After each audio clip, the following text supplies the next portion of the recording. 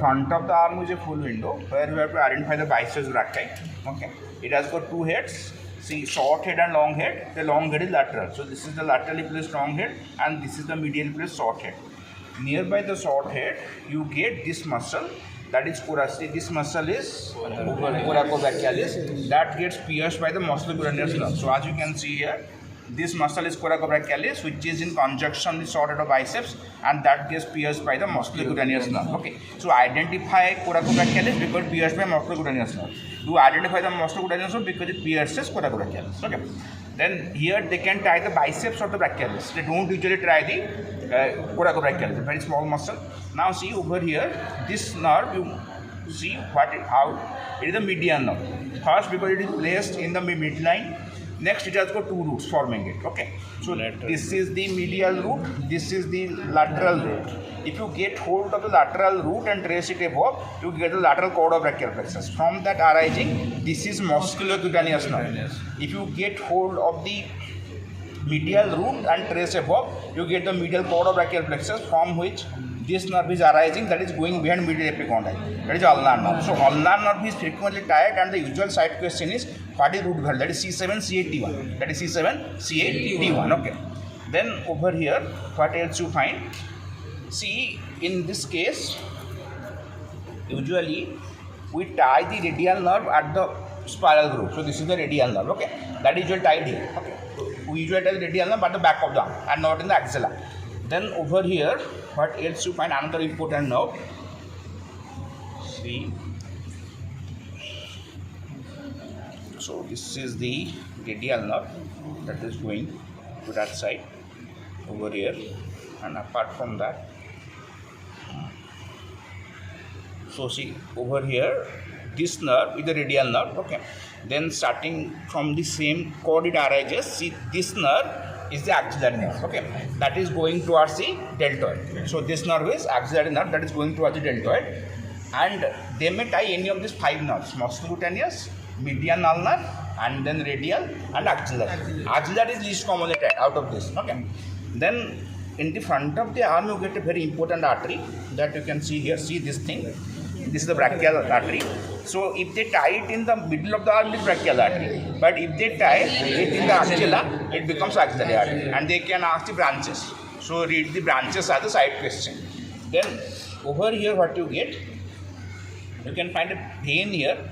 See, the vein is medial to the artery. So if they tie it in the axilla, it is axillary vein. But if they tie it in the middle of the arm, it is basilic vein. Okay. So basilic vein is continuous upward as the axillary vein. And you should get this cephalic vein here in the deltopectoral groove, but somehow it is not present here, must have been lost. Okay, but you would mark how to identify the cephalic vein reaches the deltopectoral groove, in the groove between the deltoid and the pectoralis major. Okay, then in the back of the arm you get only one muscle, one nerve, one vessel. Okay, so if you make the heads of the triceps wrong here, then your marks will be reduced. Okay, so see what are the three heads in the triceps: long head, lateral head, medial head. So see, this thing will be your long head.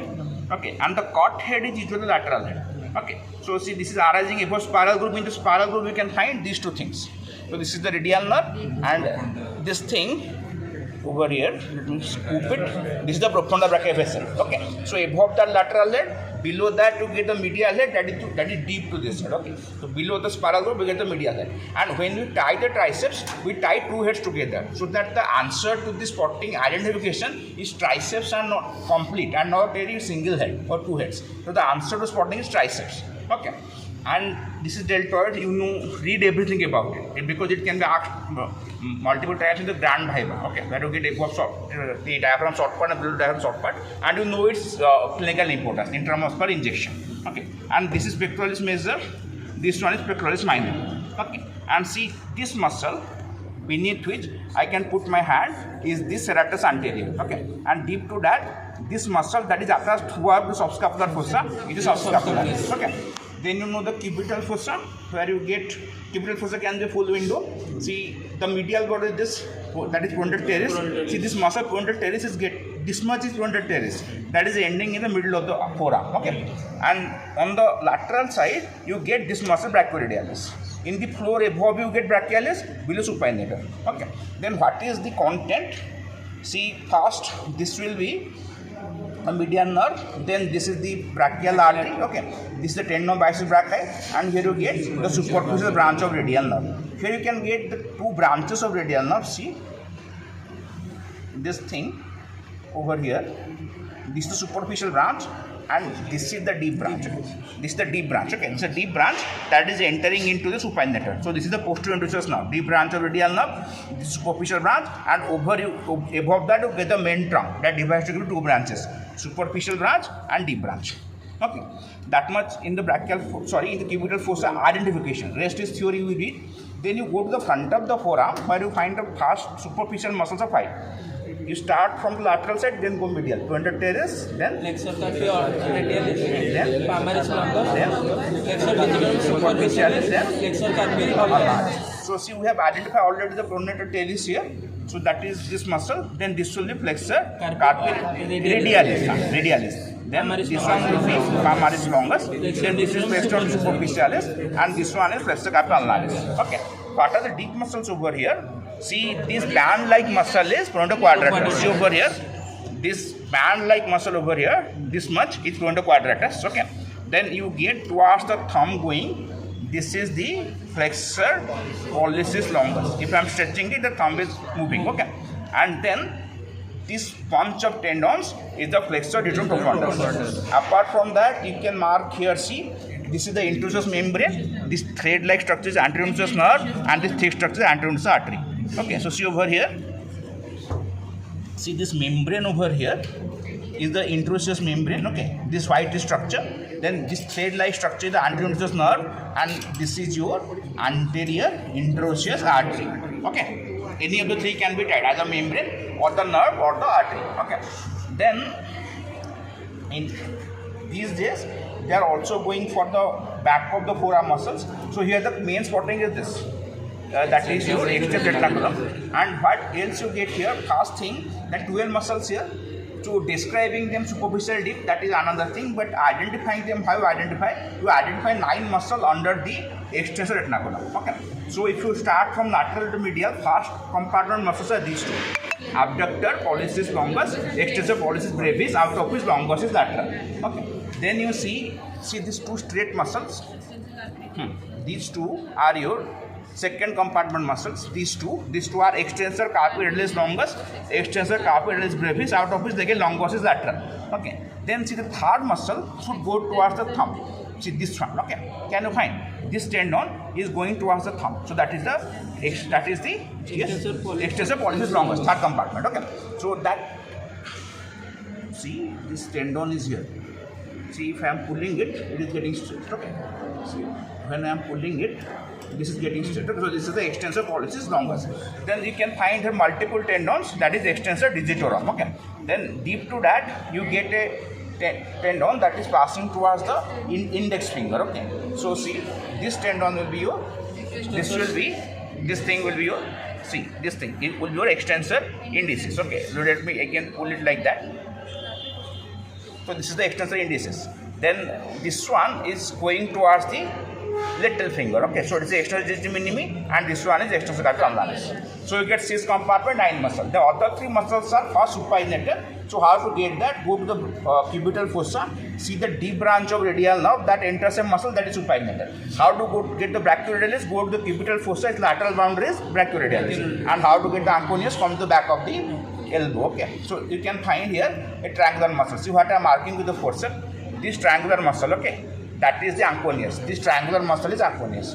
So altogether 12 muscles. So you tell superficial deep, but identify like this. Okay, and they can tie the external retinaculum and ask very commonly a side question as what passes in the fourth compartment. Okay, that is extensor digitorum, extensor indicis, then posterior introsus nerve and anterior introsus artery. Both things pass under the fourth compartment of the extensor retinaculum. And also they are putting the scapular region as a window. Okay, so this much. But the common windows are this thing: front of the arm, back of the arm, cubital fossa, and front of forearm. Okay.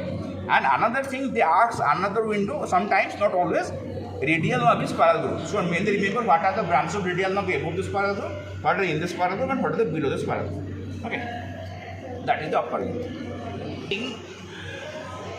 This is the gluteus maximus, okay, that can be tied.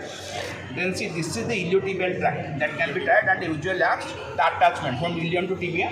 What are the muscles attached? So this is gluteus maximus. Also there is tensor fasciae attached to it. So the iliotibial tract can be spotted. Okay, this fibrous tract at the lateral border of the thigh. Then you know the front of the thigh. So this muscle is quadriceps, what I am holding now. So what are the components? Rectus femoris, then the three vastus. Towards medial side medialis, towards lateral side lateralis, in the middle intermedius. Okay.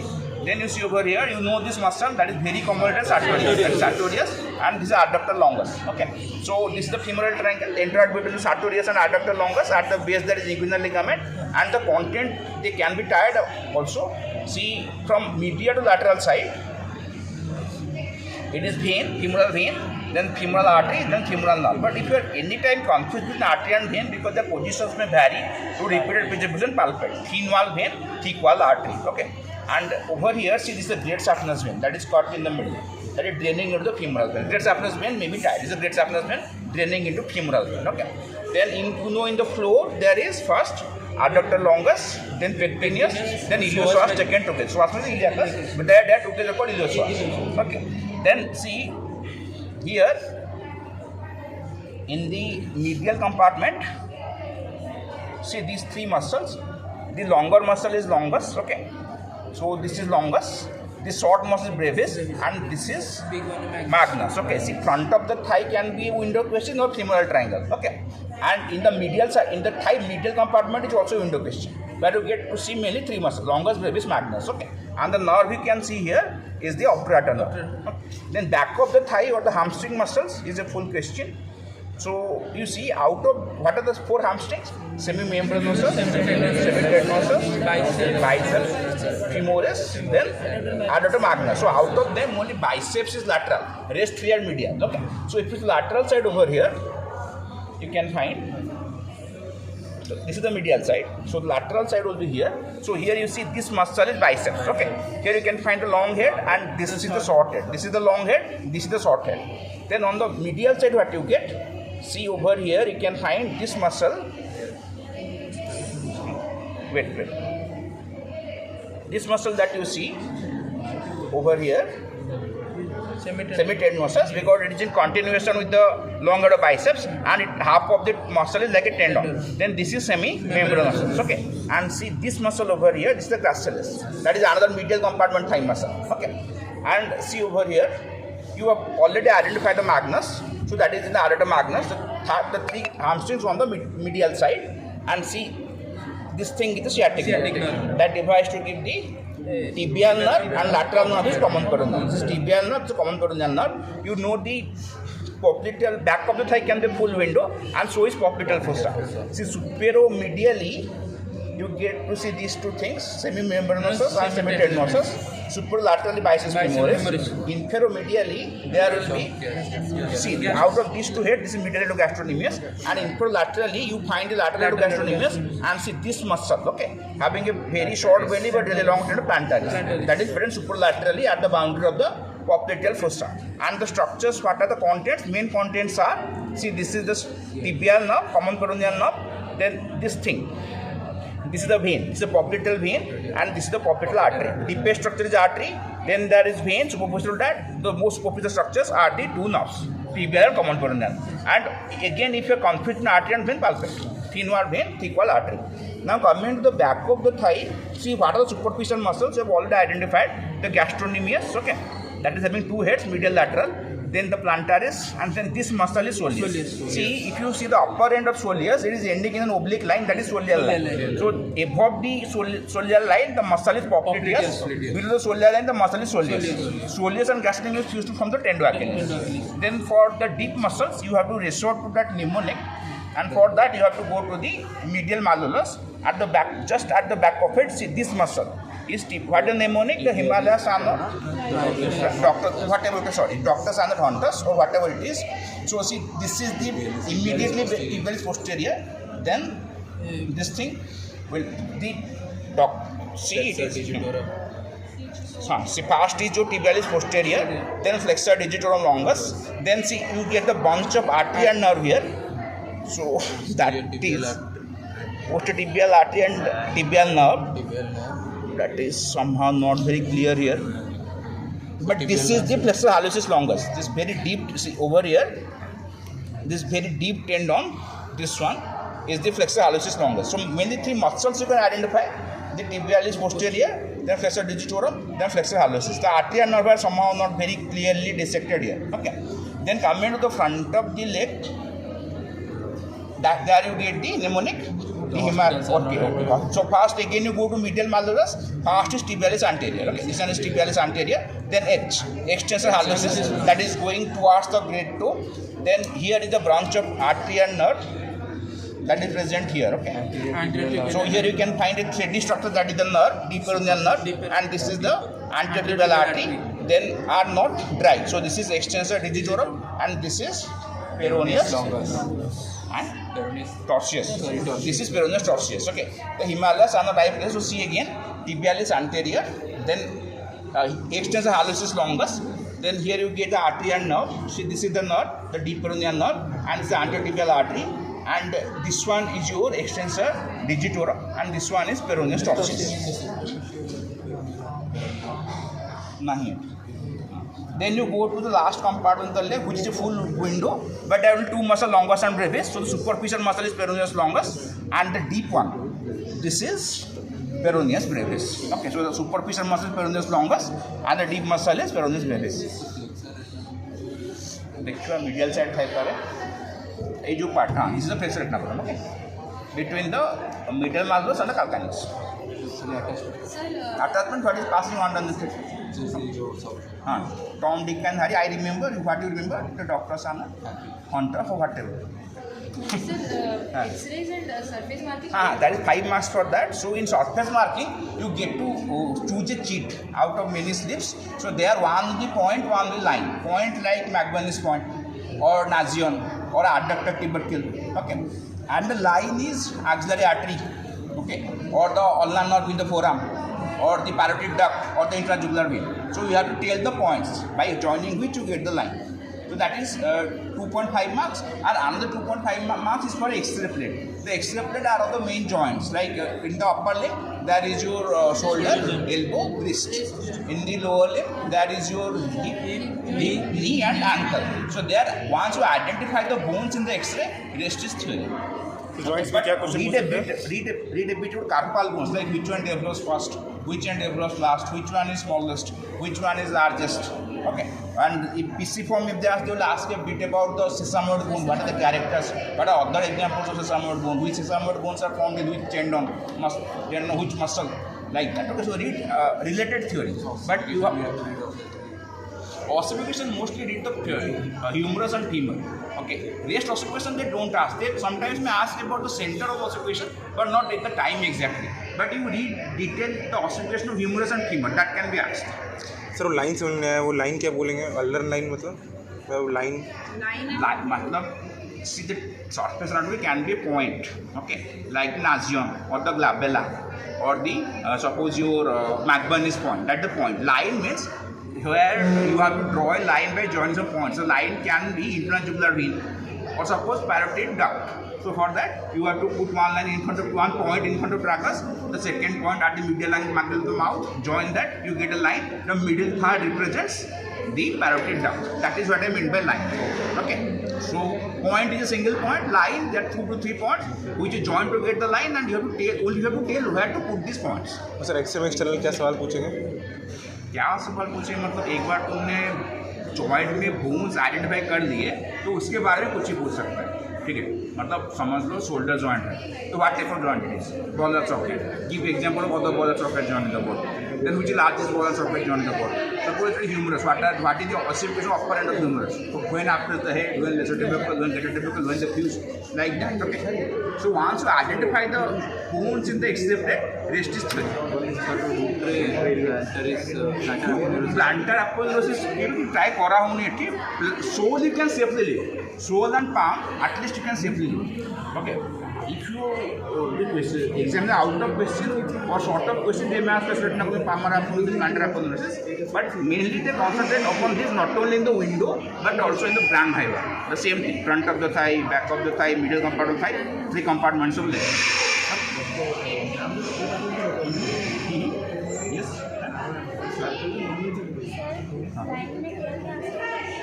That's a whole list.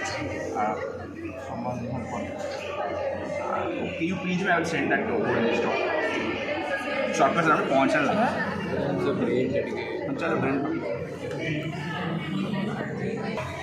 भाई थोड़ा अंदर आ गया So see what they can ask in the brain. See in the window, one of the structure is usually a limb, upper or lower, and one of the structure is viscera, and there they can put the brain. And the window question will be either the functional areas of the cerebrum or the blood supply. Similarly, they can ask about the brain, the grand hiva, where also the brain is kept or the spinal cord is kept. In the spinal cord, what you need to identify mostly, cauda equivalent, phylum terminal, that you already know.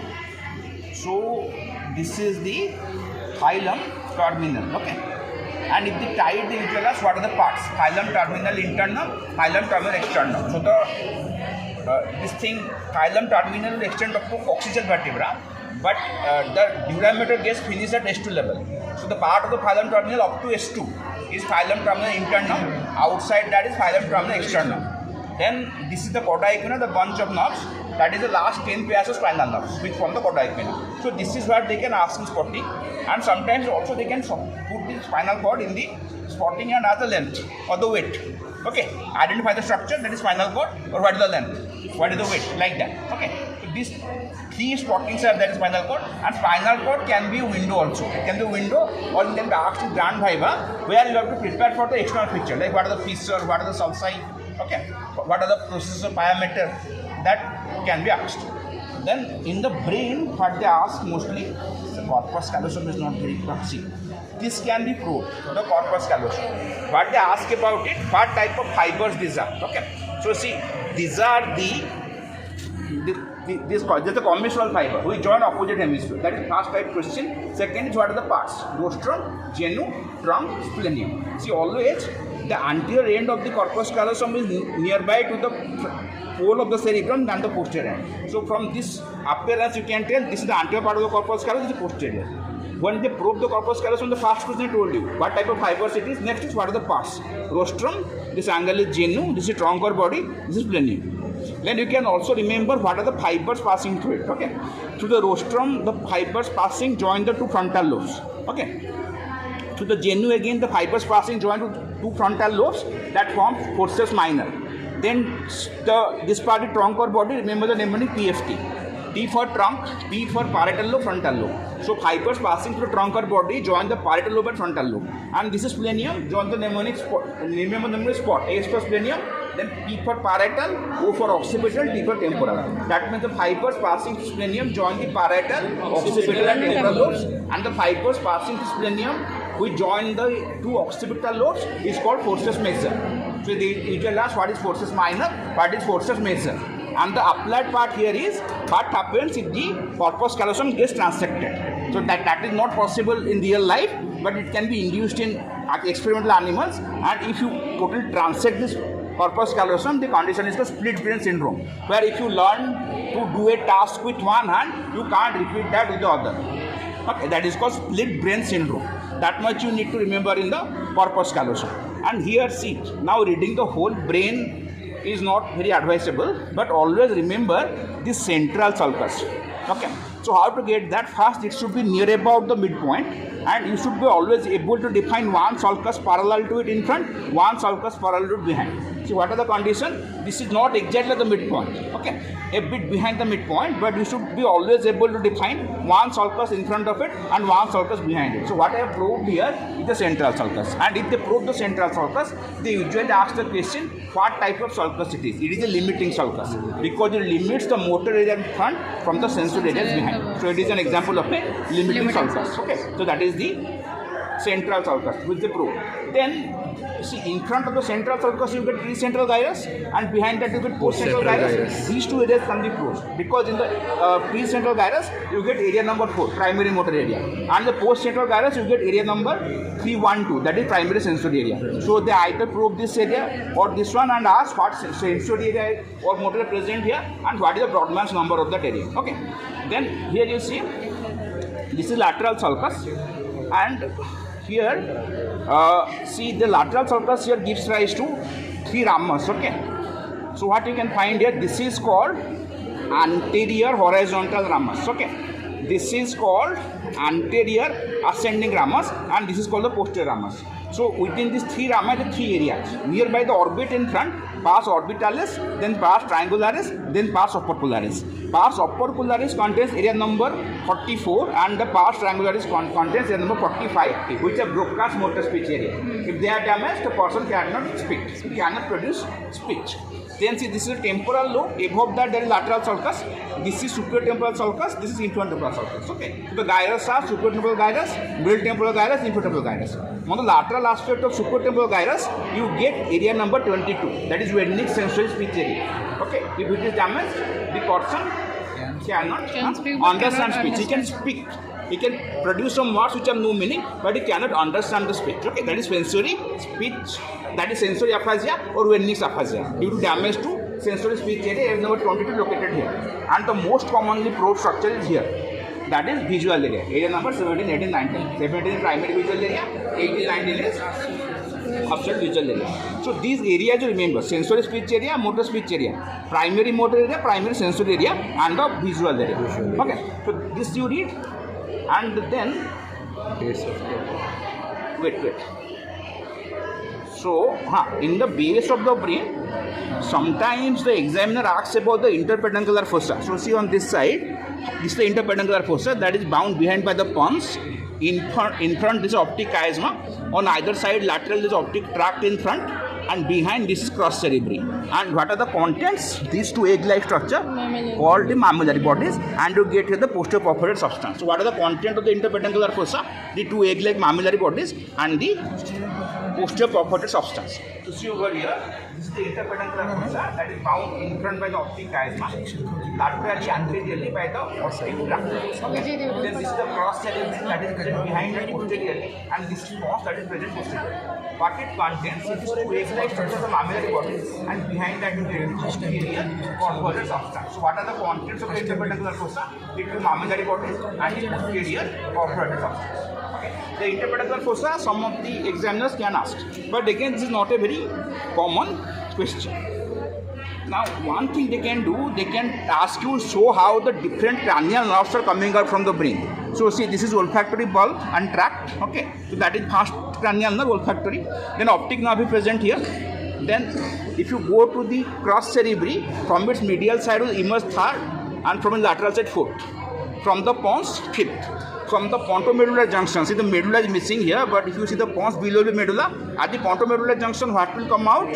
6, 7, 8 from middle lateral. Then that is 9 to 12. If you remember, in the checking the medulla is lacking here. In the medulla and the ventral side is pyramid and olive and ICP. So between pyramid and olive will come out 12. 12 cranial nerve, and to the olive and ICP will come out 9, 10, 11. That sometimes they may ask. So how the 12 cranial nerves are coming out from the base of the brain.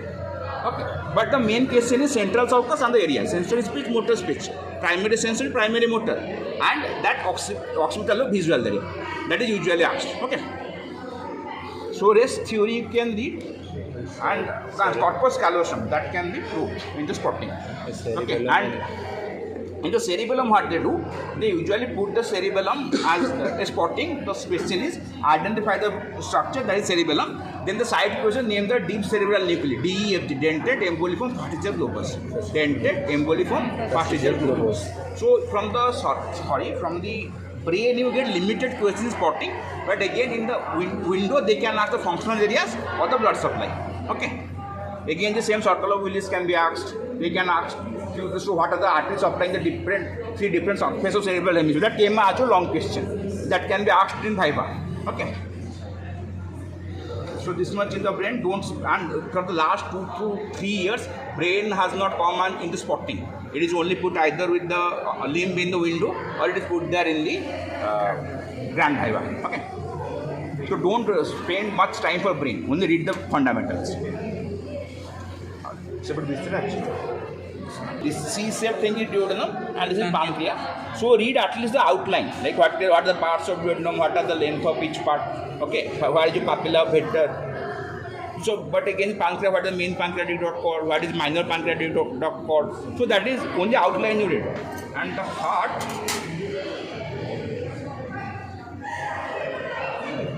see, in this heart, if you put it in anatomical position, what you get? Always put the heart on your left palm. Okay. See, now you have read so much, but you can derive the chambers from the openings. So see over here, what I have proved. This is the superior vena cava, this is inferior vena cava. So they are opening right atrium, so this is right atrium, and this structure is right auricle. Okay. Similarly, see over here, there are 4 openings. Okay.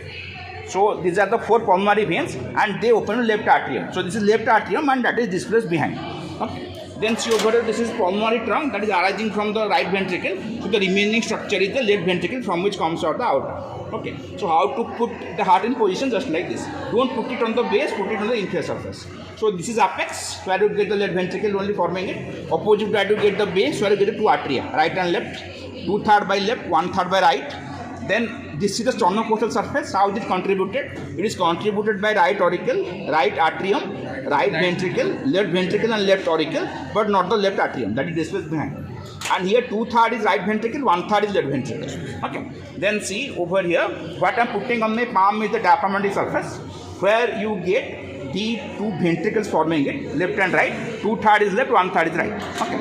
Then this is the left surface on the left side, where you get what are the structures forming it? Left auricle, left atrium, left ventricle. Then what are the borders? There are mainly 3 of them, right, inferior, left. How to get the right border? Join the superior vena cava opening with the inferior vena cava opening. That is right border. Okay. Then where that ends begins inferior border. That is from the inferior vena cava opening to the apex of the heart. Where that ends begins the left border. That is from the apex of the heart to the left auricle. Okay. So the right border will separate the sternocostal surface from the base.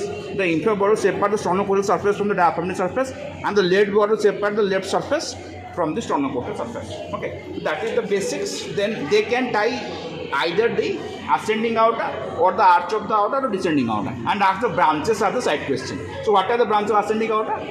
Sir, Coronary artery, left and corner. What are the branches of arch of outer? SCV. Left ocular and left frontal requested. What are the branches of descending outer? Celiac. That is posterior intercostal artery, lower 9 spaces. Then subcostal artery, esophageal branches, mediastinal branches, pericardial branches, and there is also another branch known as supraphrenic artery, which are branches from descending thoracic aorta. So they mostly tie the right atrium, and the side question is openings or source of development. Okay. Then we tie the apex, and if one wants, they can tie the pulmonary trunk and ask the branches, right and left pulmonary artery. Now, if you see this heart, so see over here, see what is tied here, the right coronary artery. That is in the right part of the V group, and see what is I am showing here the left coronary artery in the left part of the V group. If they tie these 2 arteries, see they usually ask the branches. So don't write arterial branches, ventricular branches, as many people do. What are the branches of right coronary artery? Can anyone tell? Which should be written in the spotting?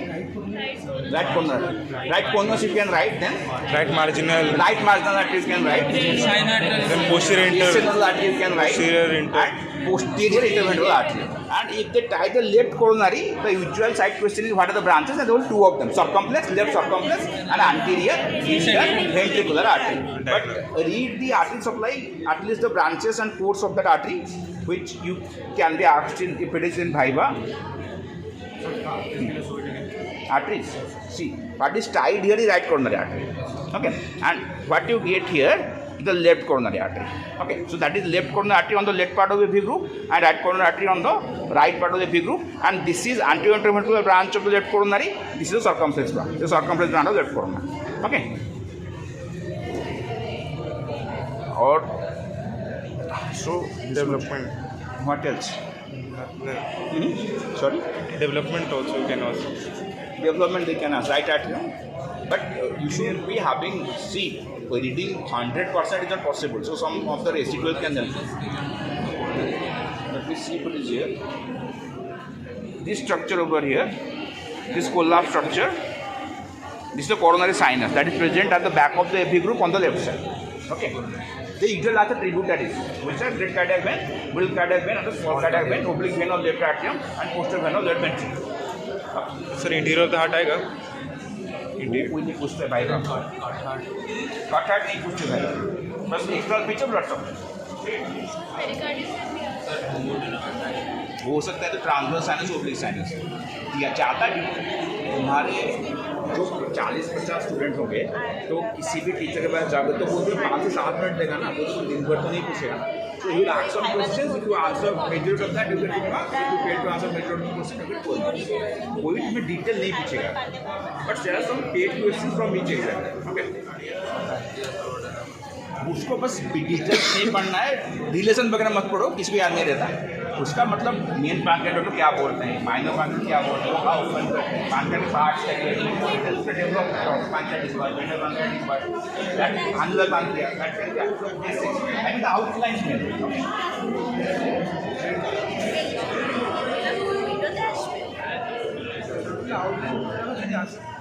ये सब पढ़ाने का फायदा हो रहा है.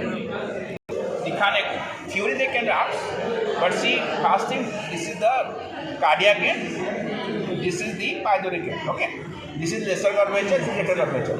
So lesser curvature should face towards your own right. Okay, so in the stomach this is cardiac opening, this is pythoric opening, this is lesser curvature, greater curvature, anterior surface, posterior surface. What are the parts? Fundus, body, pythoric part. So what is to be taught here? अब liver है क्या पता क्या चला जाता है, liver है तो देखो एल्बिस में ज़्यादा क्या पढ़ना है, फीमेल ने यूट्रस डालता है या फिर फॉलोपेंट, that can be window also. Okay, तो फिर तुम्हारा जो मेल में या तो रेक्टोमलाइज करते थे या यूरिनरी ब्लैडर, तो उसी को पढ़ के आओ तो सबको पहचान दो. मतलब ये तो पता चलता कौन सा मेल है कौन सा फीमेल है. ठीक है, वो कौन सा यूट्रस है कौन सा ब्लैडर है और कौन सा तुम्हारा फॉलोपेंट है, ये तो पता है ना. बाकी तो थ्योरी पूछेगा ना, डिटेल थ्योरी पूछेगा. ठीक है, हेड नेक में भी वही देखो, मतलब what are the windows, skull, carotid region, carotid triangle, muscles of mastication, tongue, short palate, फिर तुम्हारा लैटरल वॉल ऑफ नोज जो कॉन्का मियाटस के ओपन करता है.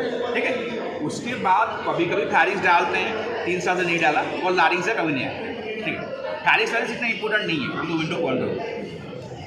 तो अभी तो ये कॉमन कैरोटिड कौन सा है, उसके 2 ब्रांच क्या क्या है, वही तो ट्राई करेंगे ना. कोई तो सुपर थर्ड ढूंढ के नहीं ट्राई करने वाला. एक्स्ट्रा कैरोटिड ट्राई करें, उसका ब्रांच बताओ. कॉमन कैरोटिड ट्राई करते हैं वो कहाँ पे बाइफर्केट करता है, या फिर उसके 2 ब्रांच बताओ. Very easy, external carotid, internal carotid. या फिर इंटरनल वेन ट्राई करेंगे तो उसका ट्रिब्यूटरीज बताओ.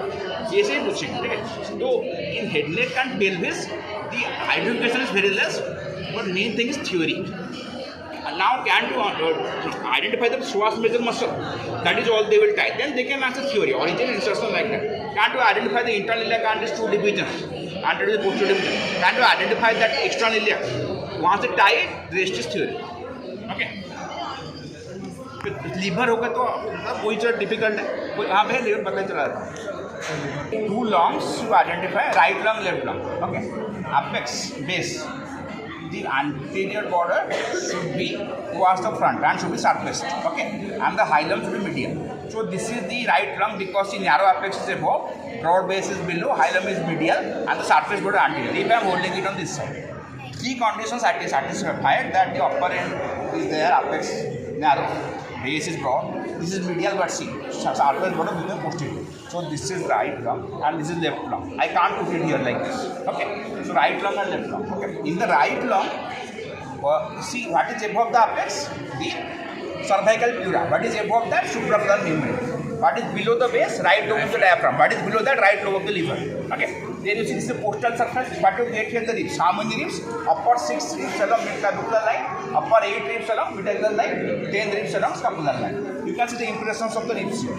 So this is your medial surface of the mediastinal part and the vertebral part. Okay, so what is that vertebral part? The body is under intervertebral disc of thoracic vertebra. What is the mediastinal part? Main thing hilum. Okay, so you know the pneumatic test. Even from a distance you can tell these 2 are the bronchi, because they are looking top from a distance also. Bronchus artery, bronchus vein, vein artery, bronchus. See, bronchus artery, bronchus vein, vein artery, bronchus. Okay, and then on the right lung they probe this, the impression for the arch of the azygous vein. Or this is area for the thymus, this is for the first rib, and in the cardiac area what is related? Right auricle, right atrium, right ventricle. And they ask about the fissure and loop. Oblique fissure, horizontal fissure. Oblique fissure begins behind the T45 and goes to meet the infraborder at 6th costochondral junction. Horizontal fissure begins at fourth posterior cartilage, meets the oblique fissure at mid-axillary line. Upper lobe, middle lobe, lower lobe. And remember the name of the bronchoalveolar segment. Who will tell? What are the bronchoalveolar segment of right lung on the upper lobe? APA. What are the? Apical, posterior anterior. In the middle lobe, LM, lateral medial. What is the lower lobe? High. Superior, medial vessel, anterior vessel, lateral vessel, posterior vessel. See what is lungs. If you read this much, you can answer the past 60% question. Yes, you have to read theory. Okay. Then see, this is left lung. Again the same arrangement: apex, base, medial surface, mediastinal surface. This is vertebral surface. Okay. Then see, this is hilum, but this is the bronchus. Artery bronchus vein. Okay. Artery bronchus vein. Vein artery bronchus. Above downwards artery bronchus vein. Before backward vein artery bronchus. And this impression is for arch of aorta, which they usually probe. They either probe the hilum or the impression for the arch of aorta. Okay. And again here the cardiac area where you get what is related: left auricle, then left ventricle. So I am just identifying theory you read because I know it is turning out to be fast, this teaching. So just identify and go because you know all this. Okay, now telling it and it in the express bit is going to help nobody, neither you nor me. Okay, so they either probe the hilum or the impression for the arch of the aorta. Okay. Then next you read what are the bronchoalveolar segment contained here, where is cardiac notch, where is lingula. If they tie the lingula, they usually ask what are the segments contained with the net. Superior inferior. That you know already in the book. So this liver, bata ke may bhi jata, tum bhi jata. So main thing is aligned by position. So surface border next. So this is the surface towards apex, superior surface. What is the surface? Anterior surface. This is right lateral. This is posterior surface. This is inferior visceral surface. What are the borders? See, this is posterior superior border that is between superior surface and posterior surface. This is the posterior inferior border that is between posterior surface and inferior surface, and this surface border is inferior border. So what is present on the superior surface? The diaphragm. Above the diaphragm is the center heart, on either side a lung. Okay. What is on the right lateral surface? The ribs. Okay, 7 to 11. Then between the ribs and the liver there is a space which can be divided three parts: upper third, middle third, lower third. In the upper third you get lungs and pleura.